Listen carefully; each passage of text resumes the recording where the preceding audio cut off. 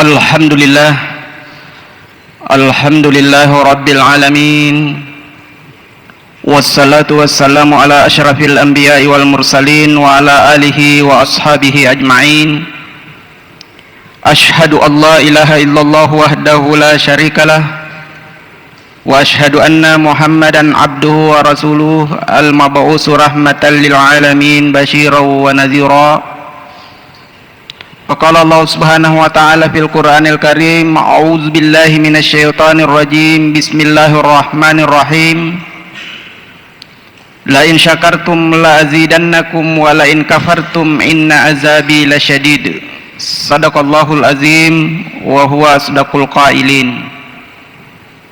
Wa ya ayyuhal hadirun usikum wa iyaya bitaqwallah wa qad fazal muttaqun.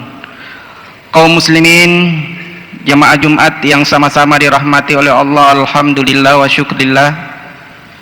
Kita patut memuji dan bersyukur kepada Allah karena sampai pada Jumat hari ini kita masih diberikan rahmat, hidayah, sehingga kita masih sempat hadir di masjid ini yang insya Allah mudah-mudahan tidak ada lain tujuannya kecuali ibadah kepada Allah subhanahu wa ta'ala.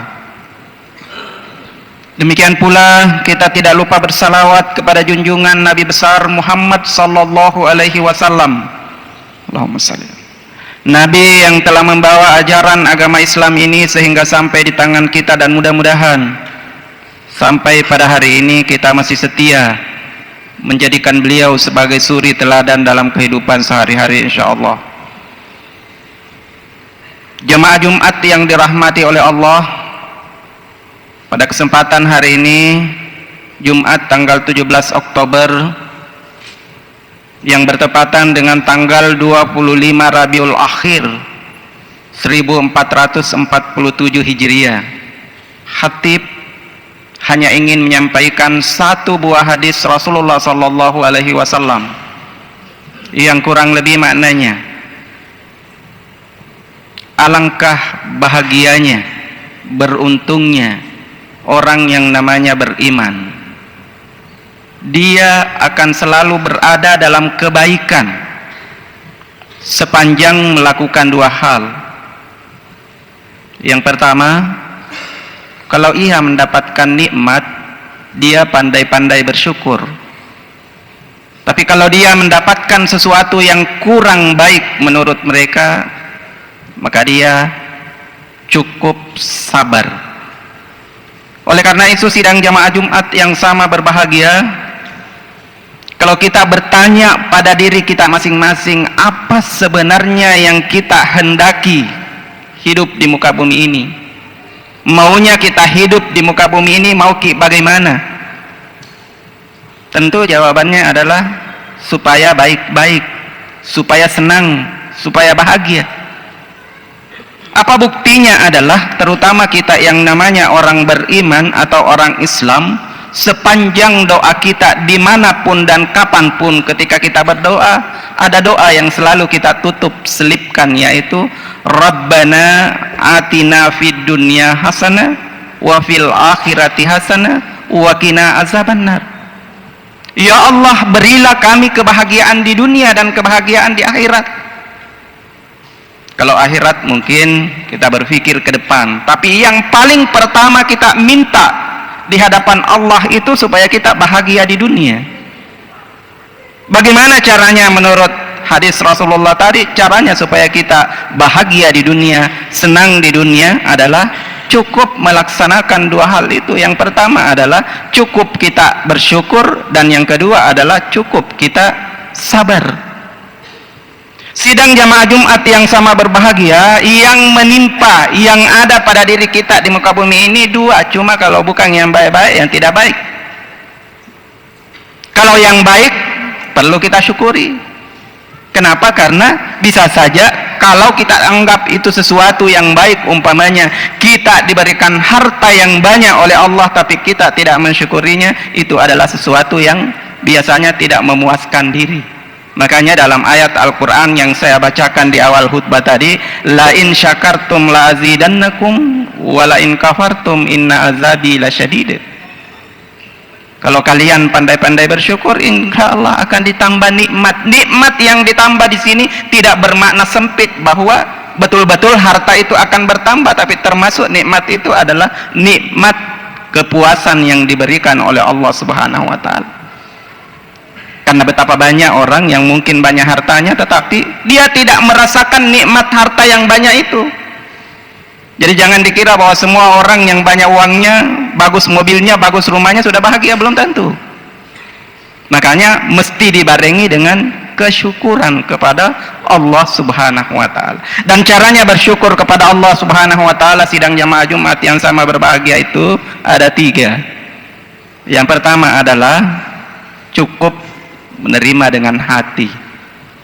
Nikmat Allah yang diberikan kepada kita, kita terima dengan lapang dada.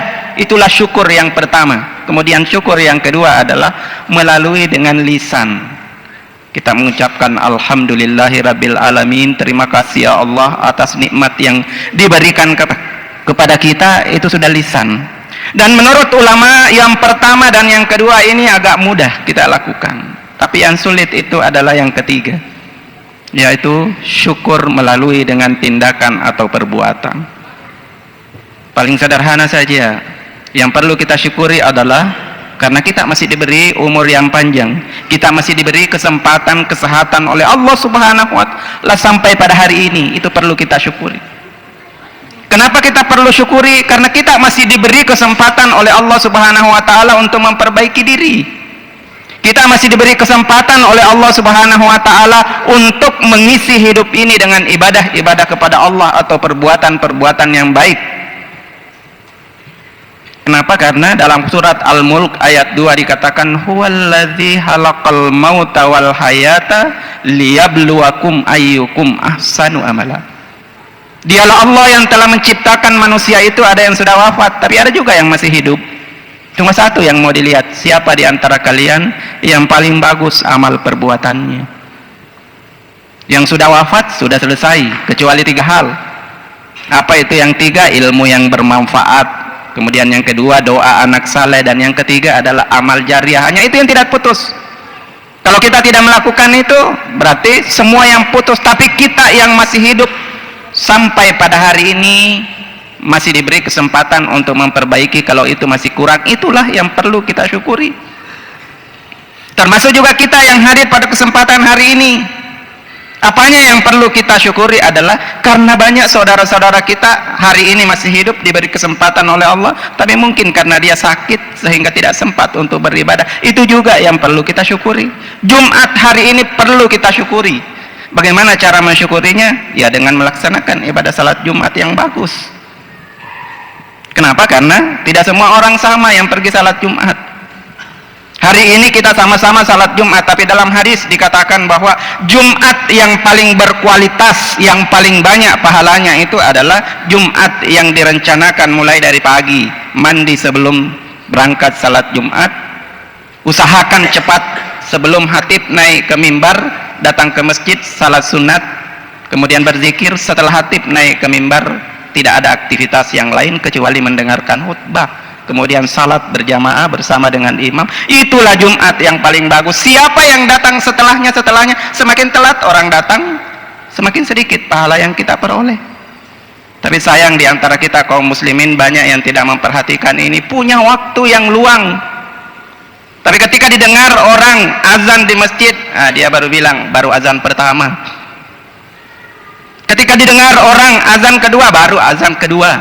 Ketika khatib naik ke mimbar, ya baru khutbah pertama. Ya nanti mereka ketika dibaca khutbah yang kedua baru berbondong-bondong mau menuju masjid. Apa yang diperoleh seperti ini? Ini namanya kurang mensyukuri nikmat Allah yang diberikan kepada kita untuk pelaksanaan ibadah salat Jumat. Kita perlu tahu bahwa hidup di muka bumi ini singkat sekali. Kenapa kita mengatakan singkat sekali? Kita ini adalah umat Muhammad, bukan umatnya Nabi Adam.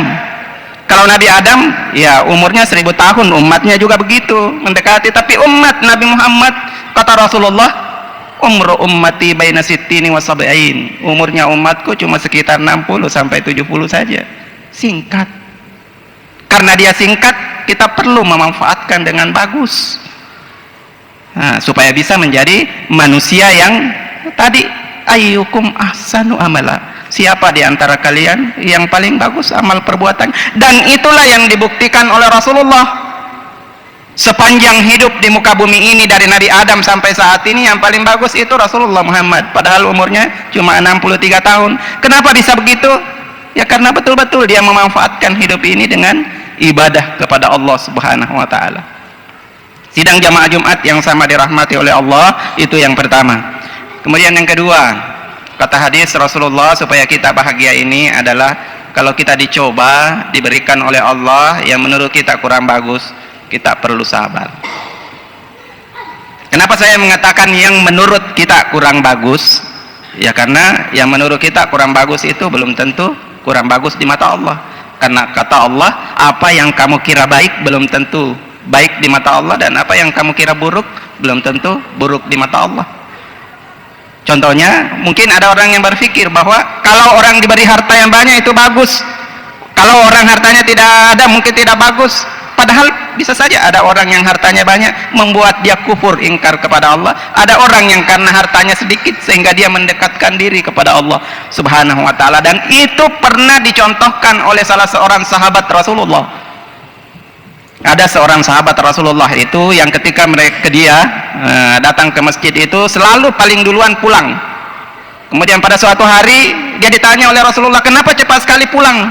Kalau sudah salat langsung pulang. Dia bilang bahwa, wahai Rasulullah, saya cepat pulang karena sarung yang saya pakai adalah satu-satunya sarung yang saya miliki dan akan dipakai oleh istri saya untuk salat. Maka kalau Rasulullah menghendaki saya tinggal-tinggal di masjid berzikir setelah salat, maka doakanlah supaya menjadi kaya. Kemudian ditanya, apa betul kau mau jadi kaya? Kemudian sahabat menjawab, betul ya Rasulullah. Maka Rasulullah mendoakan dia menjadi orang kaya. Tapi apa yang terjadi ketika dia sudah kaya karena ternaknya berkembang terus sampai banyak, tidak datang ke masjid? Kenapa tidak datang ke masjid? Karena sibuk dengan urusan duniawi. Berarti kekayaannya tidak membuatnya dia jadi bahagia dan selamat. Nah itu makanya saya mengatakan tadi, belum tentu yang kira kita itu tidak baik, baik di mata Allah, dan belum tentu baik menurut kita ya baik juga di mata Allah Subhanahu wa taala. Maka disinilah letaknya perlunya kita bersyukur dan sabar atas apa yang menimpa kita. Caranya sabar, nah tentu jenis-jenis sabar itu sabar dari musibah, sabar dari cobaan, dan termasuk sabar menjalankan perintah Allah dan sabar meninggalkan larangan-larangan Allah. Dan jenis yang terakhir ini menurut ulama yang susah. Hari ini kita salat Jumat adalah kewajiban. Kalau bukan kesabaran ya tidak Jumat. Apalagi cuaca sekarang ya panasnya minta ampun. Suasananya kita masuk di ruangan ber-AC ya tidak panas tapi kita ngantuk. Mungkin tidur tidak mendengarkan khutbah. Itu semua adalah cobaan-cobaan dari Allah yang perlu kita ikuti. Sadari bahwa itu adalah kewajiban bagi kita, dan mendengarkan khutbah itu adalah salah satu rukun daripada Jumat itu sendiri. Sidang jamaah Jumat yang sama berbahagia, saya kira kedua hal itulah yang saya sampaikan pada kesempatan hari ini. Mudah-mudahan kita semua ya menjadi manusia-manusia yang banyak bersyukur kepada Allah dan sabar dalam menjalani hidup ini. Insya Allah kata Rasulullah, kalau itu kita lakukan, kita akan selalu dalam keadaan baik-baik, kita akan selalu dalam keadaan bahagia. Mudah-mudahan apa yang saya sampaikan dapat bermanfaat. Barakallahu li wa lakum fil Qur'anil Karim wa taqabbala minni wa minkum tilawatahu innahu huwas samiul basir.